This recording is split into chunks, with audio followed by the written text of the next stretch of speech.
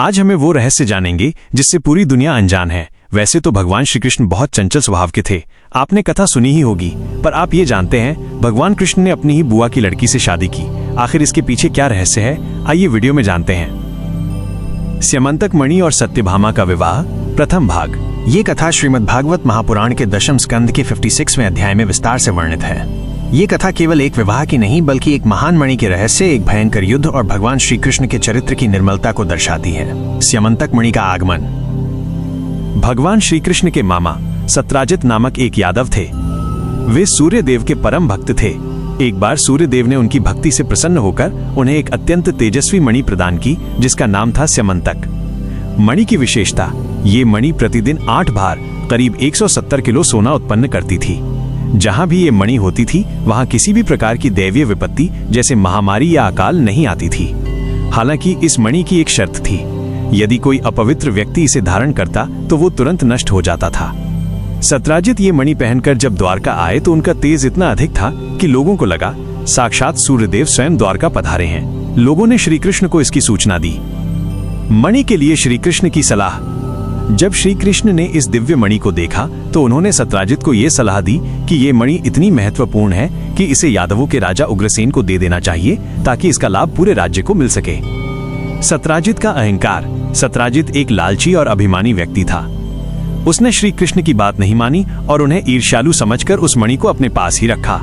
ये श्री कृष्ण के प्रति उसके द्वेष का बीज बन गया। मणि का खोना और श्री कृष्ण पर कलंक। सत्राजित का एक छोटा भाई था जिसका नाम प्रसेन था। एक दिन प्रसेन ने वो अद्भुत मणि पहन ली और शिकार के लिए वन में गया। मणि के प्रभाव से वो अति तेजस्वी लग रहा था। सिंह द्वारा हत्या। वन में एक शक्तिशाली सिंह ने प्रसेन को मारकर स्यमंतक मणि छीन ली। जाम्बवान का प्रवेश। उस सिंह पर जाम्बवान, जो त्रेता युग के श्री राम भक्त थे, की दृष्टि पड़ी। जाम्बवान ने सिंह को मारकर वो मणि प्राप्त कर ली और उसे अपनी गुफा में लाकर अपने पुत्र के खिलौने के रूप में रख दिया। जब प्रसेन वापस नहीं लौटा तो सत्राजित ने तुरंत ये अफवाह फैला दी कि श्री कृष्ण ने जानबूझकर प्रसेन को मरवा दिया है ताकि वे मणि को प्राप्त कर सकें। द्वारका में ये झूठा कलंक फैल गया। कलंक मिटाने का प्रयास। श्री कृष्ण इस झूठे आरोप से बहुत दुखी हुए क्योंकि वे जानते थे कि एक महापुरुष के लिए झूठा कलंक उसके प्राणों से भी अधिक भारी होता है। सत्य की स्थापना के लिए श्री कृष्ण ने कुछ यदुवंशियों को साथ लिया और प्रसेन तथा मणि की खोज में वन की ओर निकल पड़े। खोजते खोजते उन्हें वो स्थान मिला जहां प्रसेन और सिंह का रक्त पड़ा था। वे रक्त के पदचिन्हों का पीछा करते हुए जाम्बवान की गुफा तक पहुंचे। जाम्बवान से भयंकर युद्ध। श्री कृष्ण ने गुफा में प्रवेश किया और देखा कि एक बच्चा मणि से खेल रहा है। मणि लेने का प्रयास करते ही जाम्बवान ने उन्हें चुनौती दी। वे समझ रहे थे कि ये कोई सामान्य मनुष्य है जो उनके बच्चे का खिलौना चुराने आया है। 28 दिनों का युद्ध। भगवान श्री कृष्ण और जाम्बवान के बीच भयंकर द्वंद्व युद्ध हुआ जो लगातार 28 दिनों तक चला। पहचान। जाम्बवान का शरीर युद्ध से चूर चूर हो गया और उनकी शक्ति क्षीण होने लगी। तब उन्होंने पहचान लिया कि वे जिसके साथ लड़ रहे हैं वो कोई और नहीं बल्कि उनके आराध्य त्रेता युग के भगवान श्री राम हैं, जो अब द्वापर युग में श्री कृष्ण के रूप में अवतरित हुए हैं। जाम्बवान ने तुरंत श्री कृष्ण के चरण पकड़ लिए और उनकी स्तुति की। प्रसन्न होकर जाम्बवान ने न केवल स्यमंतक मणि बल्कि अपनी अति सुंदर और सुशील कन्या जाम्बवती को भी श्री कृष्ण को समर्पित कर दिया। श्री कृष्ण मणि लेकर वापस द्वारका लौटे। उन्होंने सभी यादवों की सभा में सत्राजित को बुलाकर मणि सौंप दी और अपने ऊपर लगे कलंक को धो दिया। सत्य को जानकर सत्राजित बहुत लज्जित हुआ। अपनी गलती का प्रायश्चित करने के लिए उसने तुरंत अपनी परम सुंदरी कन्या सत्यभामा को स्यमंतक मणि सहित भगवान श्री कृष्ण को सौंप दिया। श्री कृष्ण की उदारता। श्री कृष्ण ने केवल सत्यभामा को स्वीकार किया लेकिन उस मणि को अस्वीकार कर दिया और उसे सत्राजित के पास ही रहने दिया क्योंकि उन्हें धन की कोई आवश्यकता नहीं थी। इस प्रकार सत्यभामा भगवान श्री कृष्ण की तीसरी प्रधान पटरानी बनी, रुक्मिणी और जाम्बवती के बाद। और इस घटना ने श्री कृष्ण की निष्कलंकता, स्पॉटलेसनेस और वीरता को सिद्ध कर दिया।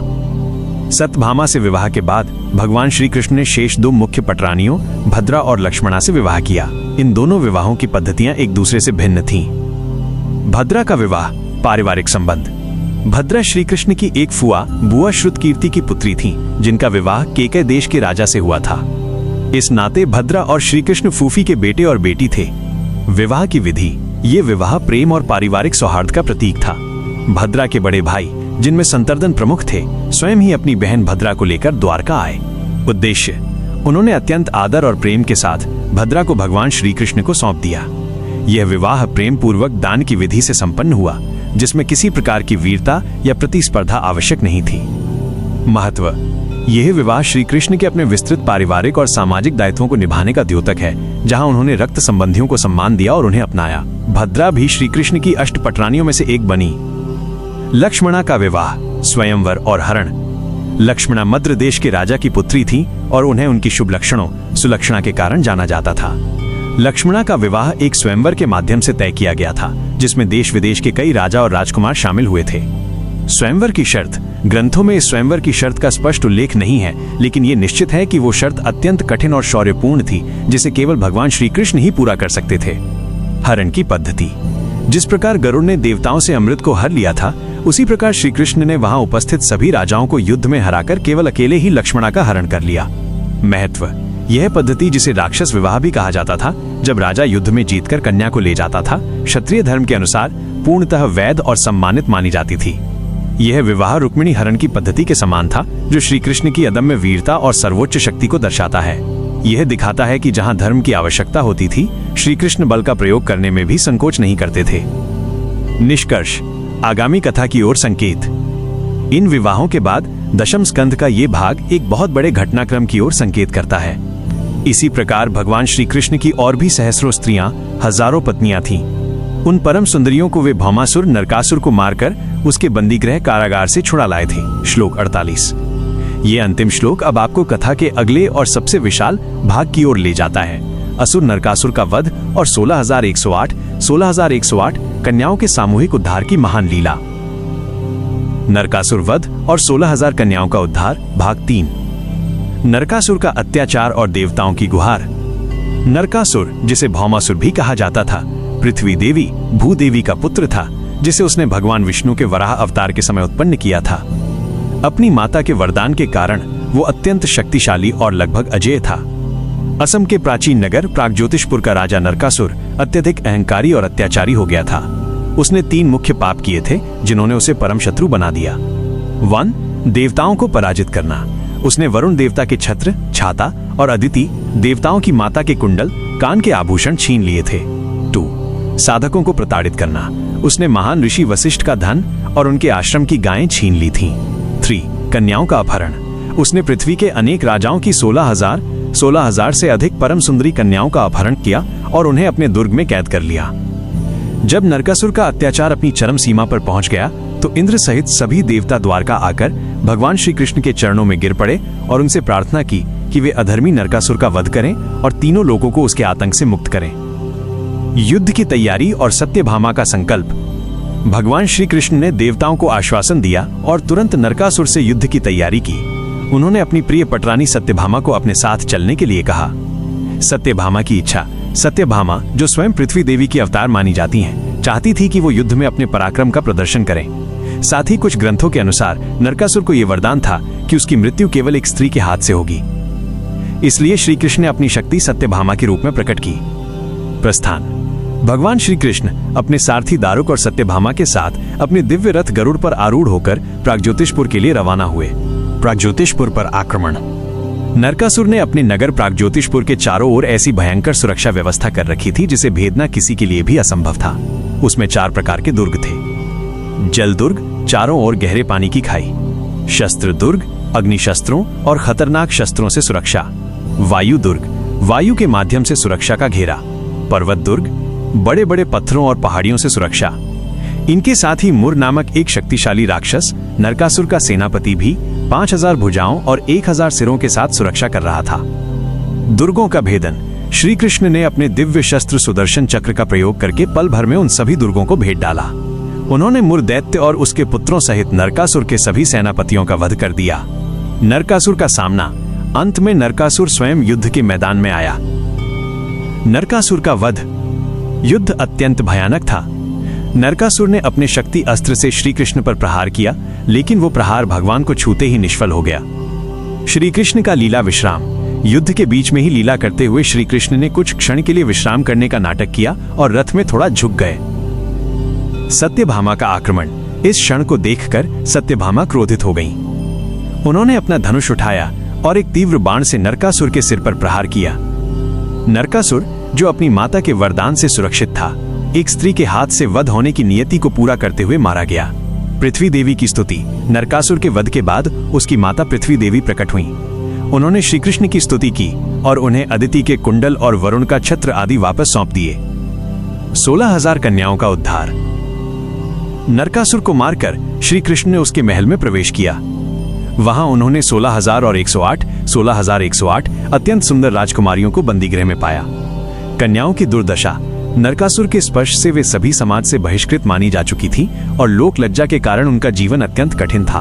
उन सभी ने श्री कृष्ण को देखते ही उन्हें अपना एकमात्र आश्रय और पति मान लिया। लोक मर्यादा का प्रश्न। श्री कृष्ण जानते थे कि यदि वे उन कन्याओं को मुक्त करके ऐसे ही छोड़ देंगे तो कोई भी समाज उन्हें स्वीकार नहीं करेगा और वे सभी आत्महत्या कर लेंगी। श्री कृष्ण का संकल्प। उन सभी को सामाजिक सम्मान और पति का प्रेम प्रदान करने के लिए भगवान श्री कृष्ण ने एक अद्भुत लीला की। 16,108 विवाह। योग माया का प्रदर्शन। भगवान श्री कृष्ण ने अपनी योग माया शक्ति का विस्तार किया। उन्होंने तुरंत 16,108 अलग अलग रूप धारण किए। विवाह समारोह। एक ही शुभ मुहूर्त में एक साथ 16,108 महलों में श्री कृष्ण के 16,108 रूपों ने उन 16,108 कन्याओं से विधि विधान के साथ विवाह किया। गृहस्थ जीवन। प्रत्येक महल में श्री कृष्ण अपनी पत्नी के साथ गृहस्थ धर्म का पालन करते थे। प्रत्येक पत्नी को लगता था कि श्री कृष्ण केवल उन्हीं के साथ समय बिता रहे हैं।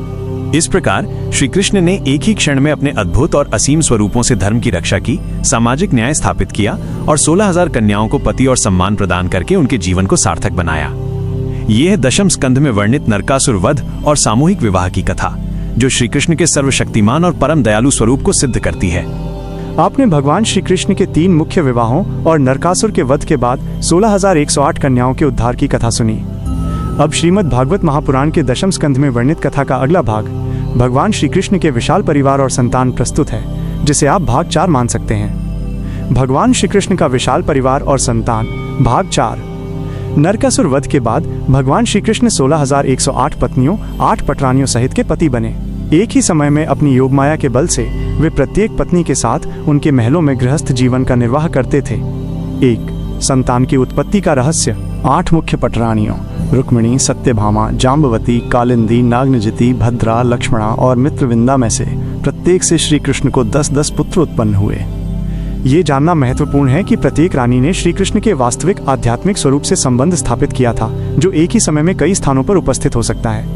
2. 8 पटरानियों की संतानें। प्रत्येक मुख्य पटरानी से 10-10 पुत्र हुए, जिससे मुख्य पुत्रों की संख्या 8 × 10 = 80 हो गई। क्रमांक। पटरानी का नाम। प्रमुख पुत्र का नाम। 1. रुक्मिणी। प्रद्युम्न, सबसे बड़े और अत्यंत बलशाली। 2. सत्यभामा। भानु। 3. जाम्बवती, सांब। 4. कालिंदी। श्रुत। 5. नागनजिति, सत्या, वीर। 6. भद्रा, संग्रामजित। 7. मित्रविंदा, वृक। 8. लक्ष्मणा, प्रबल। कथा में प्रद्युम्न का विशेष महत्व। रुक्मिणी के पुत्र प्रद्युम्न का जन्म और उनकी कथा सबसे अधिक प्रसिद्ध है। शंबासुर द्वारा अपहरण। जन्म के तुरंत बाद प्रद्युम्न का अपहरण शंबासुर नामक राक्षस ने कर लिया था। मायावती से विवाह। शंबासुर ने प्रद्युम्न को समुद्र में फेंक दिया। प्रद्युम्न को एक मछली ने निगल लिया, जिसे एक मछुआरे ने पकड़ लिया। उस मछली को शंबासुर के रसोई घर में काटा गया, जहां से प्रद्युम्न बाहर निकले। वहीं पर शंबासुर की सेविका मायावती, जो वास्तव में कामदेव की पत्नी रति थी, ने उनका पालन पोषण किया। पिता का प्रतिशोध। बड़े होने पर प्रद्युम्न ने शंबासुर का वध किया और मायावती के साथ द्वारका लौटे। उनका ये शौर्य भगवान श्री कृष्ण की ही तरह था। सांब और यादवों का संहार।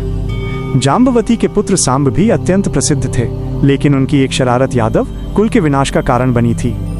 उन्होंने दुर्वासा ऋषि या कुछ ग्रंथों में नारद अन्य ऋषि का उपहास किया, जिससे उन्हें यादवों के संहार का शाप मिला। सांब के उदर से एक मूसल की उत्पत्ति हुई, जिसके कारण अंततः यादवों का गृह युद्ध हुआ। 3. अन्य 16,100 पत्नियों की संतानें। केवल 8 पटरानियों से ही नहीं, बल्कि नरकासुर के बंधन से मुक्त की गई 16,100 पत्नियों में से प्रत्येक से भी भगवान श्री कृष्ण को 10-10 पुत्र उत्पन्न हुए थे। इस प्रकार भगवान श्री कृष्ण के कुल पुत्रों की संख्या 16,108 × 10 अप्रॉक्स 1,61,080 थी। इन सभी पुत्रों ने बाद में परम वीर बनकर अपने अपने स्थान पर राज्य किया और सभी ने अपने पिता की तरह धर्म का पालन किया। इन सभी पुत्रों में श्री कृष्ण के वीरता, ज्ञान और ऐश्वर्य के गुण समाहित थे। 4. गृहस्थ लीला का महत्व। यह विशाल परिवार और वंश वृद्धि श्री कृष्ण की लीला शक्ति को दर्शाती है। इतने बड़े परिवार का एक साथ निर्वाह करना किसी साधारण मनुष्य के लिए असंभव है। ये लीला सिद्ध करती है कि श्री कृष्ण साधारण मनुष्य नहीं बल्कि स्वयं परब्रह्म है, जो मनुष्य रूप में आकर गृहस्थ धर्म का आदर्श स्थापित कर रहे हैं। ये भाग 4 भगवान श्री कृष्ण के सांसारिक जीवन की पूर्णता को दर्शाता है, जहां उन्होंने धर्म की स्थापना करने के साथ साथ एक विशाल और आदर्श परिवार का निर्वाह भी किया। यदि आप चाहें तो हम आगे की कथा, श्री कृष्ण की अन्य अद्भुत लीलाओं जैसे राजा नृग की कथा, द्वारका में पांडवों से भेंट को संक्षेप में देख सकते हैं, या हम इस विषय पर चर्चा समाप्त कर सकते हैं।